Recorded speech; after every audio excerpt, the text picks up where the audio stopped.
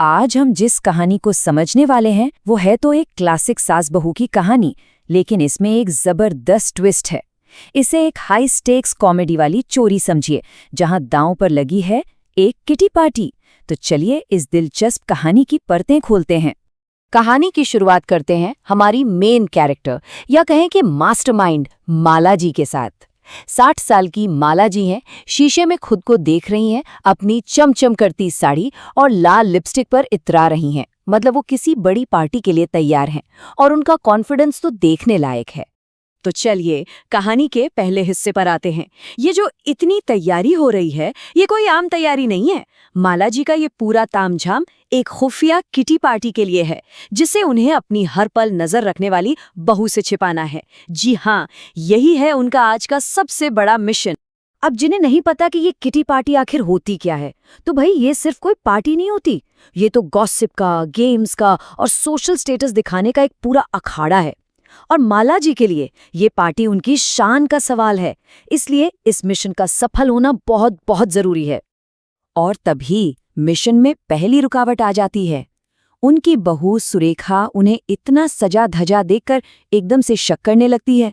वो सीधे पूछती है, मम्मी जी ऐसी चटक साड़ी पहनकर कहीं जा रही हैं क्या? अब माहौल एकदम गर्म हो गया, टेंशन ही टेंशन। अब इस स्लाइड पर देखें कि इस सिचुएशन से बचने के लिए क्या किया जाता है। माला की दोस्त परमिला तुरंत बीच में कूदकर एक अजीब सा बहाना बना देती है कि वो अपने पोते के प्री बर्थडे सेलिब्रेशन के लिए माला को बुलाने आई है। ये इतना अटपटा झूठ था कि सुरेखा को इस पर यकीन ही नहीं हुआ। इस झूठी कहानी के बाद हमें ये पता चलता है कि माला अपनी बहू को असल में देखती कैसे हैं। माला के लिए उनकी बहू कोई परिवार का सदस्य नहीं, बल्कि एक घरेलू सुपर स्पाई है, जो हमेशा उनके प्लान को फेल करने में ही लगी रहती है। माला अपनी दोस्त से क्या कहती है जरा सुनिए। बहू लाने गई थी, जेम्स बॉन्ड ले आई है घर में। इस एक लाइन से उनकी पूरी फ्रस्ट्रेशन और सुरेखा की जासूसी वाली आदतें सब पता चल जाता है। और ये तुलना तो और भी मजेदार हो जाती है। वो सुरेखा की तुलना पहले तो ब्रिटेन के मशहूर जासूस जेम्स बॉन्ड से करती हैं और फिर उसे अपने जमाने के एक देसी जासूसी नॉवल के हीरो गोरख जासूस से भी जोड़ देती हैं। मतलब माला की नजर में सुरेखा वाकई एक खतरनाक जासूस है। तो जब बहाना काम नहीं आया तो माला ने एक लेवल ऊपर का गेम खेला। अब झूठ से तो काम चलना नहीं था, तो माला ने बनाया एक मास्टर प्लान। एक ऐसा प्लान जिससे सुरेखा रास्ते से हट जाए और वो पार्टी के लिए निकल सके। अब देखिए माला का ये पूरा प्लान किसी फिल्मी चोरी की स्क्रिप्ट से कम नहीं लगता। स्टेप 1, सुरेखा को छत पर भेजना, ये कहकर कि टंकी में कुछ अटक गया है। स्टेप 2, उसे टैनिंग से बचाने के लिए अपनी महंगी सनस्क्रीन देना। और स्टेप 3, मिस्ड कॉल का वादा करके उसे वहीं इंतजार करने पर मजबूर कर देना। वाह, क्या दिमाग लगाया है। और वो सनस्क्रीन, उसकी कीमत कितनी थी? पूरे 500 रुपए। सोचिए माला ने कितने भारी मन से अपनी इतनी कीमती चीज मिशन में दांव पर लगा दी। ये उनके लिए वाकई एक बड़ी कुर्बानी थी। और जैसे ही सुरेखा छत पर क्रीम का दाम पड़ती है, जोर से चिल्लाती है, आ मेरी मायरे। और बस यही तो मौका था माला के लिए परफेक्ट डिस्ट्रैक्शन। ध्यान पूरी तरह भटक चुका था और वो चुपके से घर से निकल जाती हैं।